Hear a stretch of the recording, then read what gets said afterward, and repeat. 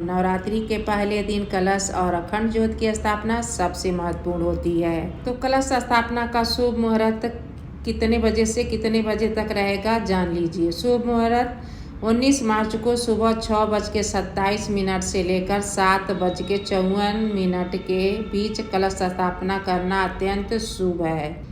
यदि कलश स्थापना सुबह समय न मिलने पर न कर पाएँ तो दोपहर में अभिजीत मुहूर्त में 11:47 से लेकर 12:36 के बीच में आप कलश स्थापना कर सकते हैं। मिट्टी का पात्र, एक चौड़े मुंह वाले मिट्टी के पात्र में स्वच्छ मिट्टी भरकर उसमें सप्तधन्य जौ बोए। कलश में तांबे या मिट्टी के कलश में गंगा जल पानी भरें, उसमें सुपारी, सिक्का, अक्षत और इलायची डालें। नारियल कलश के ऊपर आम या अशोक के पत्ते रखें, उसके ऊपर चुनरी से लिपटा हुआ नारियल स्थापित करें। तो इस तरह से आप कलश की स्थापना कर सकते हैं। अब आते हैं अखंड ज्योत की देखभाल।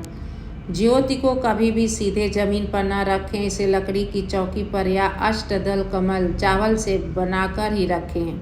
ज्योति को बुझने से बचने के लिए कांच का कवर या चिमनी का इस्तेमाल करें। विशेष नियम, अखंड ज्योति को केवल अकेला न छोड़ें, घर में कोई न कोई सदस्य हमेशा उपस्थित रहना चाहिए। अब जान लेते हैं महिलाओं के वस्त्र और रहन सहन नवरात्रि में कैसा होना चाहिए। माँ दुर्गा की कृपा पाने के लिए इन बातों का ध्यान रखें। रंगों का चयन, नवरात्रि में 9 दिनों में 9 अलग अलग रंगों के वस्त्र पहनना शुभ माना जाता है। जैसे पहले दिन पीला, दूसरे दिन हरा आदि। काले रंग के कपड़ों से परहेज करना चाहिए। नवरात्रि के दिनों में महिलाओं को हमेशा सज धज कर रहना चाहिए। श्रृंगार करके माथे पर कुमकुम का तिलक लगाएं, यह सौभाग्य का प्रतीक माना जाता है। सात्विक, मन वचन कर्म से शुद्ध रहें। चूँकि आप सात्विक आहार लेती हैं तो वह सर्वोत्तम है। अब जान लेते हैं नवरात्रि में क्या करना चाहिए, क्या नहीं करना चाहिए। तो क्या करें, प्रतिदिन दुर्गा सप्तशती का पाठ और दुर्गा चालीसा का पाठ जरूर करें।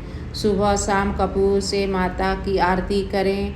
अष्टमी नवमी को कन्या पूजन जरूर करें। ओम हें हीं क्लीं चामुंडाय विचे मंत्र का जाप करें। अब नवरात्रि में क्या नहीं करना चाहिए। घर में कलेश और झगड़े और क्रोध से बचें। नाखून कटवाना, बाल कटवाना या दाढ़ी बनवाना वर्जित है। चमड़े की वस्तुओं, बेल्ट, पर्स का प्रयोग कम करें।